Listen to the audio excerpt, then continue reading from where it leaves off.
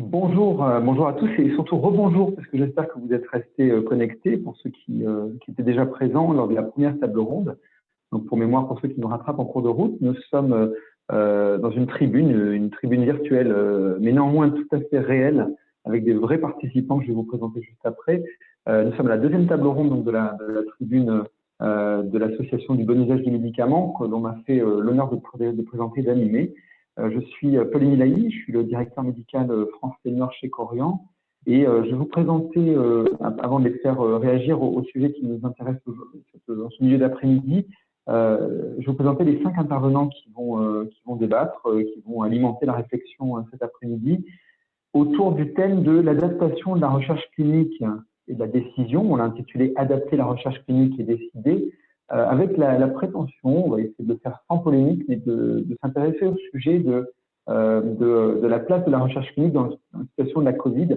On a parlé des fake news juste avant, Marie-Josée l'a très bien articulé avec les différents intervenants. On a regretté, c'était même une conclusion, la difficulté de s'y repérer et de faire cesser les conflits qui ont existé, notamment dans les professions médicales. Pour en être, je regrette et je redis comme vous qu'il est regrettable que l'ordre n'ait pas forcément pris le rôle qu'on attendait de lui sur la confraternité et la notion vraiment de respecter la parole des uns et des autres, de débattre dans des conditions sereines. C'est ce que nous allons faire aujourd'hui. Volontairement, sur la notion de recherche clinique, nous allons balayer, pour ne pas polémiquer, des sujets qui ont été ceux de la place de l'hydroxychloroquine, par exemple, dans le débat public. La place de cette molécule n'est pas notre débat. Notre débat, c'est plutôt de prendre de la hauteur et de se dire que c'est un premier point que je voudrais questionner et aborder avec vous tous aujourd'hui, la place de la différence entre la perception dans le grand public et la médiatisation qu'il y a eu autour des travaux de recherche et la réalité, ce qui a été vécu par les acteurs, les professionnels. Alors, pour en débattre aujourd'hui, je fais un tour d'horizon des intervenants. Ils se manifesteront à vous après au cours de la discussion. J'ai le plaisir d'accueillir Stéphane Honoré, qui est président de la Société française de pharmacie clinique et également membre de la BUM. Également à ses côtés, Michael Lukasiewicz, qui est le directeur médical France chez Roche. Également Marc Martin, qui est directeur adjoint à la direction des politiques d'autorisation et d'innovation pour la NSM. Également Olivier Saint-Lary, qui est vice-président du CNGE, et je le précise pour la famille, mais aussi président du conseil scientifique du CNGE, c'est double titre qu'on vous a invité. Et enfin, Jean-Pierre Thierry, on t'a présenté, mais on ne le fait jamais assez, tu es notre voix pour le patient et conseiller médical de France Asso Santé. Et je vais commencer par te poser une question, Jean-Pierre. Je parlais de cette perception du public et le décalage qu'il y a entre le bruit, hein, pas dire autrement, le bruit médiatique un peu outrancier qu'il y a eu, on parlait d'hydroxychloroquine, mais sans en faire un débat ici, et la réalité. Qu'est-ce qu'elle a été à ton ressenti sur la place du patient? On le pose toujours, c'est le début pour nous du débat, la place du patient dans les décisions et dans leur place dans les essais cliniques, leur poids. Alors, si c'est au niveau du grand public, c'est une réponse difficile parce que, en fin de compte, il y a deux volets. Il y a évidemment une attente fondée, légitime et basée sur des faits, je dirais pour faire simple, de révolution médicale, et heureusement on en a, évidemment dans le secteur pharmaceutique avec l'apparition de nouvelles molécules qui ont un impact important. Et puis à côté de ça, dans le grand public, la presse annonce rarement les trains qui arrivent à l'heure, donc en particulier dans certains pays, mais je crois que c'est vrai en France, il y a une rémanence des affaires compliquées, dites scandales sanitaires. Donc on trouve cette ambivalence. Alors ça, c'est pour le grand public. Moi, je suis plus familier avec, je dirais, les représentants des usagers à travers le réseau de France Asso Santé des 85 associations. Donc c'est plutôt de ça dont je veux parler. Et là, je dirais, même si je suis un témoin relativement récent et évidemment beaucoup de choses se sont passées avant que je sois dans cette situation d'observateur aujourd'hui, mais enfin aussi de conseil et de porte-parole, comme on m'a présenté, c'est que historiquement, des associations étaient déjà évidemment très engagées dans la compréhension de la recherche clinique, à la fois pour des raisons éthiques, donc en passant, on peut dire les représentants des usagers dans les CPP, par exemple, qui valident les projets de recherche clinique en regardant la partie notamment éthique, et puis des associations qui, pour des raisons historiques en réalité, que moi je classe dans les experts d'ailleurs, ont développé une expertise très forte en matière de médicaments. Je n'ai pas besoin de les lister, parce qu'en fin de compte, on s'aperçoit, à mon avis, depuis une date relativement récente, que cette acculturation touche énormément d'associations aujourd'hui, même celles qui étaient beaucoup moins engagées que des grosses associations. Alors, parfois, elles sont en fédération, si c'est le cas des maladies rares, par exemple. Et tout ça, c'est un effet de l'amélioration de la démocratie sanitaire sur le long terme, et notamment de l'implication des usagers, des représentants des patients dans un certain nombre d'instances. Alors, Marc Martin, là, il parlera évidemment à la NSM, mais aussi plus récemment un domaine que je connais encore mieux, qui est celui de la commission de la transparence. Et donc, l'ouverture, et je pense qu'on est que le 4e ou le 5e pays dans le monde à avoir ouvert le mécanisme d'évaluation des produits de santé aux patients sous une forme qui prend, qui prend la forme de contribution d'usagers. Et donc, on voit cette acculturation augmenter encore. Dans certaines associations, c'est agrémenté par des ateliers de lecteurs critiques de très bonne qualité. Et donc, tout ça va participer d'une implication plus forte des patients dans les décisions, puisque c'est la question que tu me portais. Il y a aussi même un thème qui est apparu récemment aussi, qui est d'ailleurs envisagé dans certains pays ou même qu'on voit dans des organisations ad hoc à l'INSERM, c'est d'engager les patients en amont de la recherche clinique dans ce qu'ils appellent la recherche fondamentale, qui est plutôt, je dirais, le stade d'avant, avant la phase 1. Donc, les préoccupations sont multiples et je pense que d'une façon générale, les impliquer n'a que des avantages. On y reviendra dans le débat, je pense. Merci Jean-Pierre. Une remarque, on en reparlera aussi, mais c'était ce qui avait d'ailleurs guidé la volonté de parler de cette table ronde de la recherche clinique, c'était l'exclusion qu'il y avait eu de certaines populations de patients. On y reviendra un peu dans les propositions, mais dans ces premiers constats, est-ce que tu partages le constat de populations qui ont été exclues? Tu sais que ça me tient à cœur, parce que je pense en particulier aux personnes âgées, mais quel est ton ressenti? Est-ce que les associations ont eu le même ressenti? Oui, alors, on va y revenir, mais je dirais qu'il y a deux démarches peuvent être facilitées dans l'implication des usagers et des patients. C'est la représentativité dans les essais cliniques. Alors on peut l'expliquer, on l'expliquera, ou certains l'expliqueront mieux que moi pour des raisons d'ailleurs éthiques en partie, mais aussi méthodologiques et de facilité. Et puis le deuxième volet qui est très important, mais qui rejoint celui-là, c'est le choix et la promotion des critères les plus pertinents vus par l'expérience patient dans la recherche clinique. Mais donc oui, l'implication des usagers et des patients est de nature à peser sur une amélioration de la représentativité dans la recherche clinique, étant entendu que dans certains domaines, par exemple, c'est sûr que si on est dans un groupe de patients et qu'on apprend qu'un produit a été évalué uniquement chez des gens en très bonne forme qui ont 10 ans de moins que ceux à qui ils seront prescrits, ça interroge et donc il y a une voie de progrès qui s'ouvre immédiatement à discuter avec les promoteurs des essais cliniques.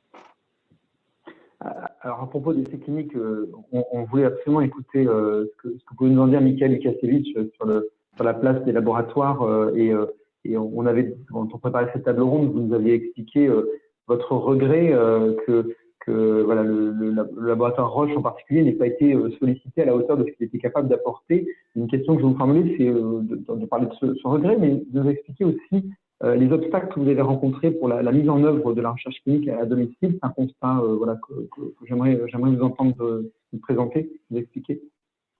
Alors, je vais commencer peut-être par le constat. D'abord, peut-être pour faire la transition avec Jean-Pierre Thierry, on a une volonté partagée, industrielle, usagers, système de santé, autorité, d'assurer un maximum de représentativité dans nos essais cliniques. Il est de l'intérêt de tous. Et il y a quelques obstacles un peu systémiques que la crise sanitaire n'a fait qu'éclairer, mais qui étaient déjà présents, qui sont liés à l'apport du digital, qu'on n'arrive pas encore à déployer de façon fluide dans la recherche clinique pour ramener cette recherche clinique plus près du patient, pour avoir une recherche clinique qui est plus inclusive, qui permet plus d'égalité d'accès à l'innovation sur le territoire national. Pendant la crise, on a pu assurer la continuité des soins par exception, en apportant, en distribuant des médicaments par dérogation au domicile du patient dans certains de nos essais. Mais on aurait voulu pouvoir en faire plus, notamment monter des essais avec du home nursing, avec des applications. Aujourd'hui, c'est possible, mais ça demande une lourdeur, une complexité qui n'était pas compatible avec la dimension d'une crise sanitaire, mais je dirais même plus, pas compatible avec une attractivité dans des essais internationaux. C'est des sujets qui sont en fait assez communs. Ils sont communs aux applications, aux objets connectés. Donc, je voudrais souligner qu'aujourd'hui, ce n'est plus des gadgets. Ils apportent vraiment des informations capitales dans certaines pathologies pour mieux élaborer des critères, pour mieux évaluer des critères principaux. Il suffit de penser au Parkinson. Vous imaginez bien que la mesure d'un tremblement en permanence dans les conditions de vie réelles, ça apporte des informations d'une valeur inestimable aux essais cliniques. Donc le home nursing, les applications, le consentement électronique, donc tous ces sujets digitaux, on fait face à un cadre qui ne permet pas leur déploiement en pleine fluidité pour des questions, je dirais, d'un équilibre qu'on n'a pas su encore trouver entre protection légitime des données de santé et inclusivité dans les essais cliniques. Je donne un exemple sur un sujet sur lequel on pense qu'on pourrait vraiment avancer, qui est le home nursing, de pouvoir utiliser des infirmières pour distribuer les traitements, collecter certaines données au domicile des patients ou sur des lieux autres que le lieu de recherche principal. Eh bien, aujourd'hui, on est souvent industriel, on fait appel à des prestataires, que ce soit pour l'home nursing ou des applications. Et le cadre aujourd'hui fait qu'il est très compliqué, que les situations sont très complexes, parce qu'il n'est pas autorisé de lier un identifiant patient avec, même de façon indirecte, une donnée de santé. Et donc, pour le home nursing, je vais vous donner un exemple auquel on a été confronté, qui est un peu extrême, mais qui montre bien cette question de trouver le bon équilibre entre perte de chance et protection des données de santé. On n'a pas pu fournir le code postal de patients pour pouvoir trouver des infirmières à proximité de ces patients, un prestataire. Donc, vous voyez, il y a un équilibre à trouver. Je pense que cette crise sanitaire, c'est plutôt un élément qui éclaire ces éléments sur lesquels il faut qu'on puisse continuer des discussions. Il y a des discussions qui sont en cours et je suis certain que ce souhait de pouvoir avancer, de pouvoir digitaliser, de pouvoir rendre la recherche plus inclusive nous permettra de trouver des solutions. Il y a des questions qui sont liées lieu de recherche principal par rapport à pouvoir déployer des visites secondaires, des examens dans des lieux de recherche satellites. On comprend ici, c'est aussi une question d'équilibre. C'est comment on préserve la responsabilité très importante de l'investigateur principal dans ce lieu de recherche principal avec de la collecte de certains éléments dans des lieux satellites. Aujourd'hui, le cadre est assez restrictif et fait que ces possibilités sont peu exploitées. Donc ça, je dirais, c'est un peu sur ces éléments d'inclusivité qu'on aurait voulu pouvoir pousser plus en avant pendant cette crise. Ensuite, sur l'expérience Roche, alors j'ai un peu modéré parce que on a eu quand même de très très bonnes expériences, il faut le saluer, puis c'est un espoir il me semble, pour la suite. Je sais qu'il y a eu tout un débat sur effectivement les études concernant des produits pour lesquels il y avait des données préliminaires. On a été dans ce cas avec, dans notre portfolio, des molécules avec des données préliminaires sur peu de patients en Chine. Une de nos préoccupations, c'était de nous assurer qu'on n'aurait pas une utilisation anarchique sur des données trop préliminaires pour autoriser une prescription large. Donc, on a travaillé d'abord avec les sociétés savantes pour s'assurer que ces molécules ne soient utilisées que dans le cadre de la recherche clinique. Ça, c'était le premier élément. Puis le deuxième élément, ça a été de s'assurer qu'on donne accès à des essais cliniques en France, soit où nous étions les sponsors, soit de soutenir des essais cliniques en France utilisant des molécules de notre portfolio pour du repositionnement. Et là, je dois dire que il y a eu beaucoup de débats sur la crise sanitaire ne permet pas de générer des études suffisamment rapidement avec une qualité suffisante. Je crois qu'on a réussi à démontrer qu'on était capable de conduire des études de phase 3, randomisées, en double aveugle, internationales, en France. Je vous donne juste quelques chiffres hein, et salue ensuite l'extraordinaire mobilisation qui a conduit à ça. On a pu, en France, mettre en place une étude avec un premier patient recruté 3 semaines après la soumission du protocole. Hein, donc des soumissions qui ont eu lieu au fil de l'eau, des CPP qui contribuaient directement dans les documents, des conversions au niveau des hôpitaux qui se sont faits extrêmement rapidement. Et donc, il y a une mobilisation de tous les acteurs. Ça s'est fait par du dialogue informel, ça s'est fait vraiment par de la fluidité. Et on a montré que c'était possible en France, sans sacrifier l'intégrité des données, de vraiment mener ce type d'essai de phase 3, bien conduit, randomisé, multicentrique. Et ces résultats, on a pu avoir des résultats 3 mois après le démarrage de l'étude, donc au cours de l'été. Donc voilà, je vais donner cet exemple parce qu'on a pu montrer en France qu'on pouvait avoir vraiment, quand les différents acteurs se mobilisaient, un environnement très attractif. On a battu tous les records de mise en place d'études sans jamais sacrifier à l'intégrité des données, sans jamais sacrifier à des méthodologies qui nous permettent de générer des données à visée réglementaire et de niveau réglementaire. Donc voilà ce que je voulais partager peut-être aujourd'hui. Merci, M. Kassevitch. À propos on est comme dans les constats, alors vous voyez qu'on n'a pas de discours manichéen hein, sur les difficultés rencontrées, mais M. Saint-Lary, quand on parlait, vous le connaissez en premier chef au niveau du CNGE, vous aviez mis en avant la difficulté à amener la recherche clinique au domicile. C'est un sujet qu'a évoqué Michael à l'instant, mais est-ce que ça part de difficultés plutôt environnementales? Est-ce que c'est parce qu'on n'a pas les professionnels pour le faire? Quel est votre constat là-dessus? Oui, merci. Je vous remercie de soulever cette question qui est assez centrale et qui a été mise en exergue vraiment de manière criante lors de cette crise.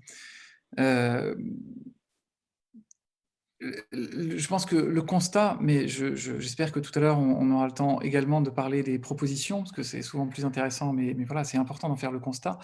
Le constat, c'est que nous avons un système de recherche qui est hospitalo-centré et qui l'est pour une raison historique. La recherche s'est centrée en France autour des CHU en développant des pôles d'excellence, ce qui a permis une avancée importante et ce qui était particulièrement, qui a permis véritablement à la France d'avancer très vite sur la recherche hospitalière et d'en faire un des pays qui a été longtemps considéré comme un des leaders sur le marché à ce niveau-là. On voit bien aujourd'hui que d'une part, l'épidémiologie évolue et que la part des pathologies chroniques et des patients suivis en ambulatoire est de plus en plus importante, et donc il y a un enjeu à développer la recherche ambulatoire. Et dans le cas précis de la crise du Covid, la question qui a été mise en exergue, c'était que vous savez, la maladie évolue souvent en 2 phases, une phase de réplication virale initiale, puis une phase, quand les choses s'aggravent, qui est plutôt inflammatoire, là où les patients sont hospitalisés, voire passent en réanimation.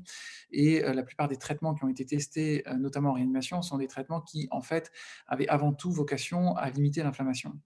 L'activité antivirale, pour qu'elle puisse être utile, il fallait la déployer à un stade très précoce de la maladie et donc chez les patients qui venaient d'être diagnostiqués.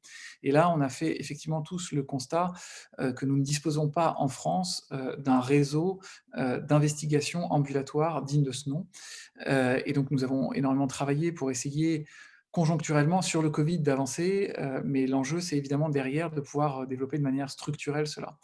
Nous n'avons pas ce réseau parce que nous manquons de chercheurs. Vous savez que la dynamique universitaire pour ce qui concerne les professions ambulatoires a été tardive.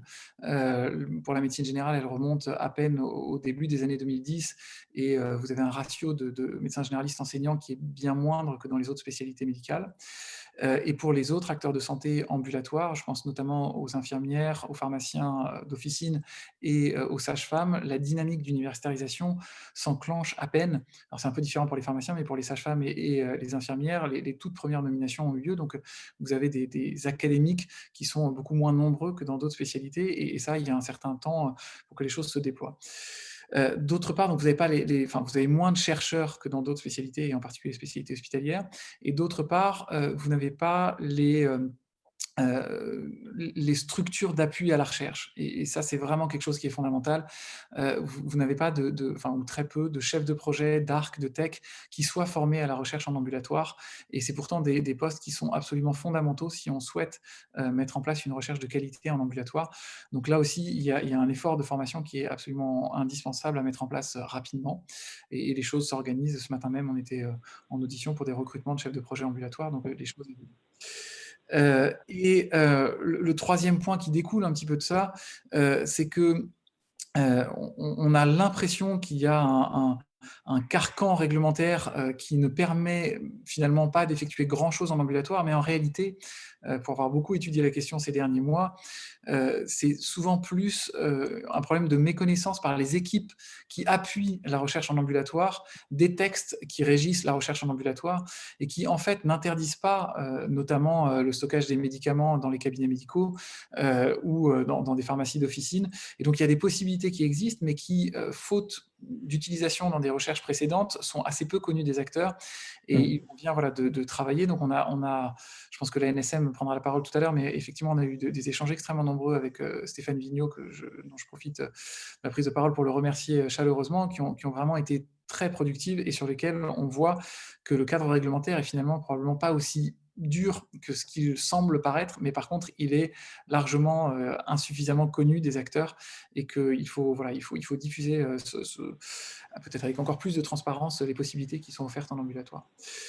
Voilà, sur le constat des freins auxquels on peut se confronter, mais j'espère que tout à l'heure, on aura aussi l'occasion... Mais je vois que ça vous dérange, je le ferai volontiers parce que, en fait, effectivement, on avait voulu construire des propositions, on en a beaucoup parlé, mais merci de ces constats. En résumé, comme des constats que le cadre réglementaire le permet, il faut que la logistique, les moyens, la connaissance, la recherche ambulatoire se développe.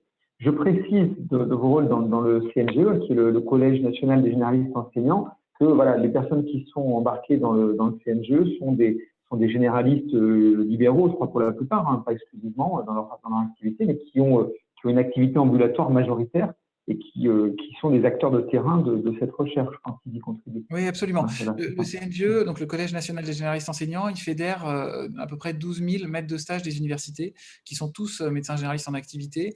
Leur particularité, c'est qu'ils accueillent soit des internes, soit des externes au cabinet dans leur formateurs. Voilà, et qui peuvent exercer en libéral comme en salarié dans des centres de santé ou des maisons de santé. Voilà, les modes d'exercice sont très variés. J'ai des souvenirs parce que j'ai fait ma médecine moi, avec de grandes personnes dans l'enseignement de la médecine générale. Voilà, je les salue à l'occasion, ils se reconnaîtront. C'était de grands moments de formation au lit du malade, mais dans un cabinet. En fait, le lit, c'était un fauteuil ou une table d'examen, il faut le préciser. Merci, monsieur. On parle juste après des propositions. On va terminer sur des constats. Monsieur Honoré, je crois que je vous fais volontiers rebondir parce que la pharmacie clinique a sa place dans le sujet, forcément. On faisait, quand on préparait cette table, le même constat et vous disiez de la nécessité d'avoir des investigateurs sur place. Et comme disait monsieur Sanary, voilà, d'avoir plus d'équipes prêtes à le faire, en fait, pas tant dans le cadre réglementaire, mais plus des acteurs pour le faire. Tout à fait. Alors, déjà, je vous remercie pour toutes ces interventions avant et je partage, mais alors à plus de 100% ce que vient de dire Olivier et son constat, d'une part sur la défaillance qu'on a eue en France par rapport à la recherche clinique sur les phases précoces de la maladie et où l'exclusion, comme on l'a dit, de patients qui sont usuellement exclus des études cliniques comme les personnes âgées. Et que effectivement, il semblerait quand même que ça soit le trou dans la raquette et qu'on ait manqué sérieusement de dynamique pour mettre en place des études sur des patients en ambulatoire, en tout cas en soins de premier recours. Alors, par rapport à ce qu'a dit Olivier, je vais compléter peut-être sur le versant pharmaceutique, puisque je valide tout ce qu'il a dit du côté médical. Et effectivement, il y a une réelle nécessité à avoir des médecins généralistes universitaires, mais bon, il commence à y en avoir effectivement un certain nombre, peut-être pas suffisamment, mais qui développent et qui pourraient être investigateurs de projets en ambulatoire. Et tout à l'heure, c'est donc Michael, je crois, qui a parlé de prestataires qui sont en général choisis par le promoteur pour effectivement amener par exemple, des infirmières pour amener les médicaments à domicile ou aller prendre quelques informations, quelques recueils. Donc, bien sûr, ça c'est possible, mais ça a tendance toujours à oublier qu'il y a d'autres professionnels de santé qui gravitent autour du patient et que le patient aime bien avoir ses propres professionnels de santé qui s'occupent de lui, que ce soit dans le soin ou que ce soit dans la recherche. Et dans ce cadre-là, je voulais compléter par rapport à ce qu'a dit donc Olivier. Les pharmaciens d'officine vont eux aussi avoir très rapidement, normalement l'année prochaine, un DES de pharmacie d'officine qui va donc pas mal modifier, je pense, la formation et l'universitariser comme ça a été le cas pour la médecine générale. Et donc, ces pharmaciens d'officine, je pense qu'ils ont un réel rôle à jouer dans la recherche clinique ambulatoire, en partenariat. Et nous, les hospitaliers, nous pourrions être des supports pour cette entreprise. Alors, c'est vrai que les médicaments, Olivier l'a dit, les médicaments dans le cadre de la recherche clinique peuvent être stockés dans le cabinet médical. C'est tout à fait légal, c'est possible. Mais je crois que alors après, il y a une question de type de médicaments qui est évalué. Soit ce sont des nouveaux médicaments sans AMM, et effectivement, il y a en général là un lien direct entre le laboratoire promoteur et les investigateurs. Par contre, pour tout ce qui est médicaments qui a déjà une autorisation de mise sur le marché qu'on voudrait repositionner dans une indication donnée, eh bien, ces médicaments peuvent bien sûr passer par les pharmacies d'officine avec une dispensation aux patients, puisque ces médicaments sont autorisés. Alors, il y a, peut-être que Marc en parlera tout à l'heure, mais il y a quand même des possibilités pour qu'il y ait des circuits impliquant les pharmacies d'officine dans le cadre d'essais cliniques, mais les conditions sont assez restreintes puisqu'il faut que les médicaments soient utilisés exactement dans les conditions de l'AMM ou avoir des publications déjà. Donc, on n'est pas dans de réelles nouvelles indications. Je pense qu'un allègement un peu de ces contraintes sur le circuit officinal des médicaments expérimentaux permettrait de réellement mettre en œuvre des essais cliniques en ambulatoire, en faisant intervenir les professionnels qui exercent auprès du patient sans trop de contraintes. Ensuite, il y a la problématique de la formation, et je pense que dans les facultés, il est tout à fait possible assez rapidement de former aussi bien les pharmaciens d'officine que les médecins généralistes à cette pratique de recherche clinique en ambulatoire. Et de créer des réseaux qui permettraient de mener à bien ces essais. Et je terminerai avec un point qui me paraît important, c'est les partenariats ville-hôpital. Là, ce qu'on a vu, c'est qu'on a eu la ville et l'hôpital complètement séparés. On récupère les patients à l'hôpital, mais on les récupère graves à la fin. Il n'y a pas vraiment de communication. Et cette communication ville-hôpital, je pense que les structures de recherche hospitalière pourraient envisager d'être sollicitées ou de rentrer en partenariat avec notamment des structures de ville, comme par exemple des CPTS ou des maisons de santé, où on pourrait très bien, dans ce cadre un peu coordonné que sont les CPTS ou les maisons de santé, mener à bien des essais cliniques. Et je pense qu'il faut saisir l'opportunité de ces collaborations ville-hôpital également. Alors, tout le monde, vous voyez que c'est un penchant tout à fait naturel. On a tous envie de parler des propositions. Merci, M. Honoré. On va en parler après. Je ferai une séance justement de un peu de ping-pong. Non, mais c'est pas grave, parce que on voit que ça nous démange tous, parce qu'on veut pas. C'est le principe d'un retour d'expérience, et on ne veut pas s'arrêter que sur les constats. Ils permettent de construire les propositions. Alors, juste pour terminer sur les constats, je voulais, avec la voix de la NSM que vous représentez, M. Martin, quels ont été pour vous, brièvement, et on avait abordé quand même beaucoup de sujets, les freins que vous avez identifiés. Il y en a un que vous avez évoqué, je crois, sur la coordination, les freins pour cette recherche clinique sur cette phase 1 Covid. Qu'est-ce que vous avez retenu? Alors, Merci. En tout cas, merci aux intervenants précédents de me donner de me donner la possibilité de rebondir sur beaucoup de choses qui ont été dites et auxquelles j'adhère. D'abord, j'ai entendu la notion d'acculturation. Je pense que dans ce que j'avais préparé, je pensais beaucoup aux usagers des produits de santé, mais du système de santé.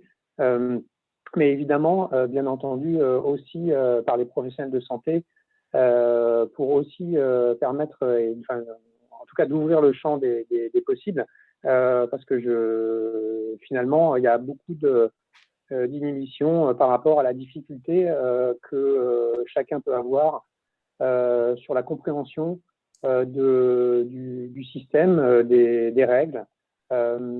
Et je crois que c'est vrai que c'est un vrai sujet.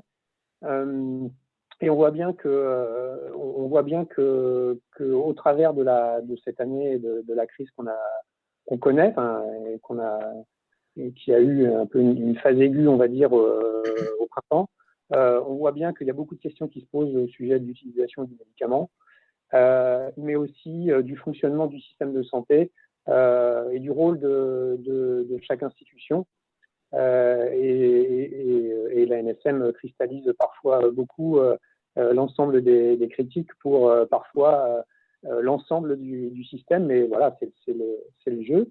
Je pense que, en tout cas, ça nous oblige à réfléchir sur la lisibilité de nos actions, de nos missions, pour que finalement, on va dire d'une manière générale, on aille vers un bon usage et vers une meilleure compréhension de l'utilisation des médicaments. Que ce soit sur le plan du comment on accède à un médicament, comment on le développe, et puis aussi comment on l'utilise. Alors, il y a aussi un autre volet qui est important et je pense qui est développé et qui n'a pas été développé que pendant la crise. Et là, je regarde le côté positif. Je pense que il y a pas mal de choses qui ont été mises en place et qui ont préexisté à la Covid, qui ont permis de répondre à un certain nombre de problématiques et finalement d'arriver à résoudre un certain nombre de problèmes assez rapidement, et notamment sur les interactions qu'il y a entre les différents acteurs du système d'autorisation d'utilisation des médicaments. Juste pour redonner un petit peu, on va dire, quelques éléments de contexte, l'ANSM est donc chargée d'évaluer la mise à disposition des médicaments tout au long du cycle de vie, donc que ce soit des essais cliniques à la mise à disposition précoce par les ATU, à l'autorisation de mise sur le marché et aux recommandations temporaires d'utilisation qui viennent après l'AMM. En revanche, il y a un certain nombre d'actions qui sont menées par d'autres institutions et qui concourent à ce que finalement les médicaments qui sont mis à disposition au travers de ces différents cadres puissent l'être. Et bien entendu, il est bien question là de travailler pas en silo, mais de travailler ensemble pour que lorsque, par exemple, l'ANSM donne un avis sur le bénéfice-risque d'un médicament, ce médicament puisse arriver puisse être accessible aux patients. Donc, et pour ça, bien entendu, nous travaillons beaucoup avec les autres institutions responsables d'autres missions sur l'accès aux médicaments. Et pour revenir sur l'aspect, donc plutôt sur les essais cliniques, il y a un certain nombre de dispositifs et de réflexions qui ont débuté et qui ont préexisté à la Covid et qui ont permis de faire en sorte qu'on résolve un certain nombre de problèmes. C'est ce que j'indiquais. et notamment les interactions qu'on a qui sont maintenant très intenses avec les CPP. Et bien entendu, toutes ces actions ont fait que dès le mois de mars, on a pu répondre à un certain nombre de problématiques pour pouvoir résoudre des problèmes d'accès, enfin, les enjeux liés à la Covid et qui ont eu un impact, qui auraient pu avoir qui ont eu un impact sur la conduite des essais cliniques. Et donc, Olivier, vous faisiez référence au travail de Stéphane Vigneault. Effectivement, il a, à travers lui, l'agence a beaucoup contribué à faire en sorte que les essais cliniques puissent se dérouler, et même si, effectivement, il y a eu sans doute des difficultés qui ont fait qu'un certain nombre d'entre eux n'ont pas pu se tenir pendant cette année. Néanmoins, on a pu répondre à un certain nombre de questions d'accès aux médicaments, et donc avec des dispositions qui ont été discutées à la fois avec les promoteurs, qu'ils soient académiques ou privés, et avec d'autres institutions comme la DGS pour mettre en place et pour donner des recommandations de manière à ce que ces cliniques puissent se maintenir quand ils pouvaient se maintenir, bien entendu. Donc je voudrais dire que évidemment on a été confronté à des difficultés, mais tout n'a pas été noir. Je voudrais terminer le constat par alors bien entendu on peut soulever le problème de régulation, c'est-à-dire que ce que je disais à propos du rôle de l'ANSM, d'autoriser un essai, la question c'est travailler pour donner aux autorisations un essai pour qu'il y ait des patients qui puissent être inclus. Donc ça c'est ça l'objectif, et bien entendu donner une autorisation à un essai clinique qui finalement ne peut pas inclure, c'est une question qu'on doit traiter collectivement et la régler. De même que ce que j'entends qui a été dit à propos de l'accès en ambulatoire et puis l'accès à des populations, et notamment aux populations âgées, c'est également une question.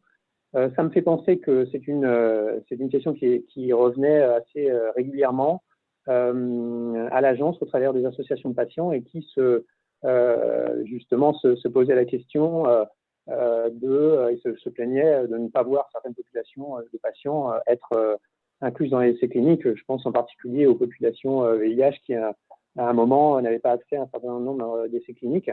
Et c'est vrai que autant la NSM peut intervenir au niveau des autorisations de mise sur le marché ou de l'accès précoce pour questionner le non-accès d'une population à un produit, autant pour les essais cliniques. Il y a une question la question que se pose la NSM, c'est d'abord la sécurité des patients.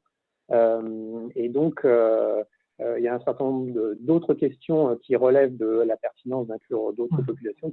Vous devez rester dans vos missions. Vous devez rester dans vos missions, de toute façon, c'est ça. Il y a ce que vous me disiez de façon générale. Il y avait dans le cadre des missions, vous nous aviez fait remarquer que le rôle de coordination qu'on va aborder dans les propositions de solutions était certes attendu de la part de certains, mais ne faisait pas partie, dans la régulation globale des essais, ne faisait pas partie des missions qui étaient attendues de vous, en fait.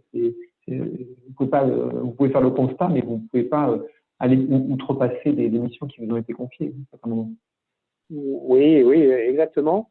Ça ne nous empêche pas, évidemment, de nous exprimer sur les constats que l'on peut faire. Et bien entendu, nous restons dans le cadre strict de nos missions, mais ça n'empêche pas le partage des informations avec d'autres institutions qui sont en charge de construire des régulations.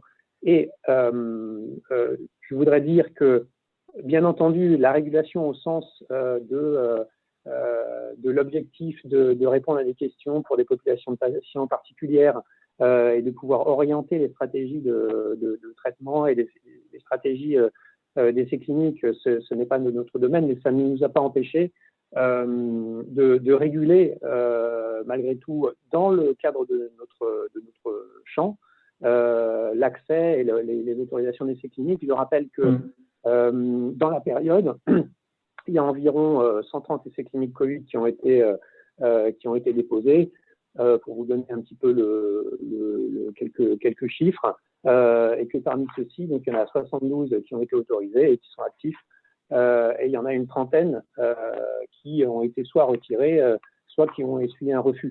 Donc bien entendu, nous avons assumé notre rôle de régulateur dans le périmètre de nos missions. Voilà. Merci beaucoup parce que voilà, on va avancer parce que les constats étaient très riches. Et je vais vous proposer qu'on se fasse une sorte de ping-pong en fait de propositions. On a abordé beaucoup quand on préparait cette table ronde. Je vous propose qu'on le fasse et on en a déjà balayé, mais je vais vous donner, je vous donne une petite minute à chaque fois, même pas. Il faudrait qu'on soit très concis pour que vous me disiez si vous deviez changer quelque chose tout de suite avec un mot-clé, vous pouvez le détailler brièvement hein, pour qu'on reste dans ce délai-là. Quels sont, et on va commencer par toi Jean-Pierre, si tu vas me donner une chose à faire changer, tu pourras me redire dans un second temps, on aura une sorte de conclusion après, et qu'est-ce qu'il faudrait faire changer quelle est ta proposition pour faire avancer le sujet de la recherche clinique au plus près de ses besoins, notamment dans l'urgence de la Covid, et si on avait ce genre d'événements qui se reproduisaient, une nouvelle maladie, quel est pour toi le mot-clé pour améliorer la situation? En une minute. En une minute, non, j'ai deux volets. Je vais revenir sur ta question initiale sur l'inclusion et la représentativité sur les personnes âgées. Je pense que c'est un problème complexe qu'il faudrait, s'il n'est pas fait, adresser dans un groupe de travail ad hoc, parce que ça va être compliqué, sans s'en tenir aux données observationnelles qui pourraient jouer un grand rôle et qui seraient dans la tradition de l'association, notamment autour de la déprescription. Bon. Sur le deuxième volet, je voudrais rebondir sur ce qu'a dit M. Lukasiewicz, c'est sur l'importance d'avoir un volet système d'information beaucoup plus développé dans nos approches. Donc, je concours tout à fait à ce qu'il a dit. Je pense que c'est assez révolutionnaire en réalité quand on intègre les capteurs, les applications mobiles, les objets connectés. Mais en même temps, il ne faut pas sous-estimer, alors peut-être qu'en France et au niveau européen, les CNIL ont un rôle à jouer, il ne faut pas sous-estimer les risques, en réalité, perçus au réel d'une absence de régulation. Et donc, je dirais, pour terminer là-dessus, je pense qu'il y a besoin de tiers de confiance très solides dans cette affaire si on veut dépasser la barrière de la peur de la confidentialité, qui est tout à fait réelle. Je ne peux pas m'étendre trop, mais disons qu'à partir d'un smartphone, des phénotypes comportementaux sont tout à fait, sont faits d'ailleurs par les grandes plateformes de commerce, mais pourraient être très bien appliqués à la santé à très haut niveau, et ce n'est pas tout à fait rassurant. Oui, merci d'avoir tout dans ce temps-là, parce qu'on est obligé de densifier un peu le message, mais le temps est compté si on veut tenir notre e-tribune, on ne peut pas rester en virtuel des journées entières, mais je prends ces deux points, je les note volontiers. Olivier Salary, on avait parlé de la mutualisation des forces. Est-ce que c'est votre proposition avec un exemple pour améliorer la situation? En une minute, montre en main, effectivement, on a un petit peu commencé, et c'est la mission qui nous avait été confiée. Vous savez que Reacting a reçu une lettre de mission au niveau de la cellule interministérielle pour essayer de coordonner la recherche sur le Covid. Et donc, moi, j'ai eu l'honneur d'être sollicité avec Xavier Anglaret pour coordonner le groupe ambulatoire de Reacting. Et donc, il y a un formidable travail qui a été fait. Il y a un certain nombre de pistes prioritaires. Peut-être, je vais vous résumer là en mots-clés. La première, c'est effectivement qu'il faut développer un réseau de recherche ambulatoire qui soit digne de ce nom pour être prêt si un autre souci sanitaire majeur survenait, que ce réseau puisse être opérationnel. Et on a commencé à faire des propositions, donc, notamment avec le CNGE, mais avec aussi l'appui de FCRIN, qui est la plateforme française de ECRIN et qui est experte dans les projets de recherche clinique, notamment médicamenteuse. Le deuxième point sur lequel on a commencé à travailler, c'est qu'il faut développer des BPC qui soient adaptés à l'ambulatoire, les bonnes pratiques cliniques. Vous savez que les investigateurs doivent valider, qui sont aujourd'hui assez lourdes et inadaptées pour les investigateurs ambulatoires. Donc là, il y a un deuxième axe un peu technique, mais sur lequel il faut absolument faire des propositions concrètes et on y travaille. Et le troisième point, c'est que les chercheurs, il leur faut des appels à projets qui correspondent à leurs attentes. Et vous savez que les appels à projets aujourd'hui en France se font principalement soit par l'ANR, soit par ce qui s'appelle les projets hospitaliers de recherche clinique, les PHRC. Et comme son nom l'indique, le PHRC, c'est hospitalier. Et donc, il nous semble très important de développer de manière annuelle un programme ambulatoire de recherche clinique. Ça a été fait à l'échelle régionale de l'Île-de-France, porté par le GIRSI. Ça a été un formidable succès parce qu'il y a eu plus de 24 réponses pour seulement 5 qui ont pu être retenues. Et donc, il faut développer des appels à projets spécifiques pour que le maillage ambulatoire se fasse sur des projets concrets. Voilà, aller passer du PHRC au parc. Exactement. C'est un peu comme ça. Voilà. Je tiens le parc. Et ça sonne bien en plus. Ça sonne bien, puis on a la notion de liberté dans l'ambulatoire, en fait, du coup, une notion d'ouverture. Merci pour ce résumé de propositions. Je sais l'exercice difficile. Monsieur Martin, on a parlé de ces constats à l'instant. Est-ce que, et je crois qu'on avait abordé ce sujet, est-ce que la pédagogie serait une solution? Est-ce que c'est votre proposition? En quelques secondes, est-ce que je ne sais pas si c'est la minute de la proposition phare? Oui, je reviens à en tout cas, il y a un volet pédagogie qui est déjà développé vers les usagers du système de santé et les patients, donc et notamment sur la pédagogie autour de la compréhension de ce qu'est la recherche clinique. Mais évidemment, je prends le point et nous y travaillons, et en tout cas, tout ce qui relèvera de notre capacité à faire évoluer la réglementation pour permettre de développer d'autres types de recherche clinique qui puissent toucher d'autres populations de patients. Bien sûr, nous le ferons, toujours avec l'optique de concourir à la sécurité des personnes qui participent à ces recherches. Donc, je crois que c'est les groupes de travail sont en cours, et bien entendu, nous travaillerons sur ces pistes pour faire évoluer ce qui nous concerne. En résumé, parce qu'on le voit dans vos 3 premières remarques, c'est l'ouverture, la transversalité. Il y a plus de verticalité, il faut plus de verticalité, il faut plus de silos aussi. Enfin, tous ces sujets. On l'a dit, le patient qui doit plus s'impliquer, etc. Merci, Monsieur Martin. Monsieur Honoré, je vous donne pas le mot-clé parce que je pense que c'est un mot-clé quand même qui pourrait résumer, mais je vous laisse le dire. On avait abordé différents sujets. Est-ce que vous pouvez résumer une proposition forte qui vous semble devoir mettre sur la table pour améliorer cette recherche clinique? Très rapidement, moi je pense qu'il faut que les pharmaciens, il faut qu'ils puissent accompagner ces réseaux de recherche ambulatoire qui sont souhaités par tout le monde autour de la table, et donc à l'image de ce qu'on a fait pendant le Covid, de collaboration entre les pharmaciens usage intérieur et les officines pour la distribution des médicaments en rétrocession directement récupérés par les patients dans les officines. Je pense que ce modèle-là peut être un modèle facilitateur également pour la mise à disposition des médicaments expérimentaux dans le cadre de la recherche ambulatoire. Voilà. Vous m'avez parlé de flexibilité aussi. Vous avez parlé de la notion de rendre plus flexible, notamment l'ouverture des données, sur l'ouverture des données. Oui, et puis bien sûr aussi, je pense que mais ça c'est beaucoup plus global, effectivement, c'est vraiment que les données soient accessibles à tout le monde et qu'on puisse les analyser de manière assez sereine et qu'on aille pas forcément tirer des conclusions très rapides sur des essais qui sont mal faits, mais qu'on cherche réellement les points sur lesquels il faut améliorer la pratique et les questions de recherche. Sur la même notion, merci à Monsieur Honoré, mais sur la même notion, on avait parlé de cette flexibilité, mais ça a amené au concept même aussi de simplicité. Monsieur Lukasiewicz, il y a plein d'idées, on avait fourmillé d'idées dans notre préparation. Si vous deviez résumer en proposition phare pour simplifier et être plus efficace. On ne vous entend pas. Le micro est coupé, monsieur Lukasiewicz. Nickel. Voilà, le micro est coupé. Merci. Excusez-moi.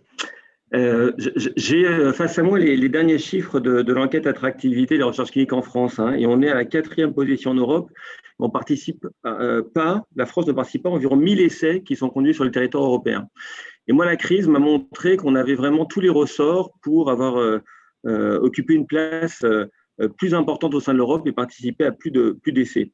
Donc là, je ne voudrais pas faire de nouvelles propositions, je voudrais qu'on soit certain d'avoir tiré vraiment le retour sur expérience de cette crise.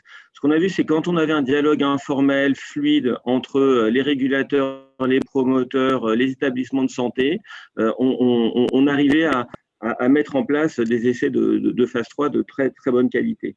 Donc, il y a un enjeu vraiment de rapidité qui passe par l'harmonisation des pratiques. C'est des sujets qui sont en cours d'investigation. Donc, vraiment, mon encouragement, c'est tirer vraiment un retour sur expérience de ce qu'on a pu observer pendant cette crise. Puis je peux concourir à ce que dit Jean-Pierre Thierry. Il y a une question d'enjeu de confiance dans la donnée.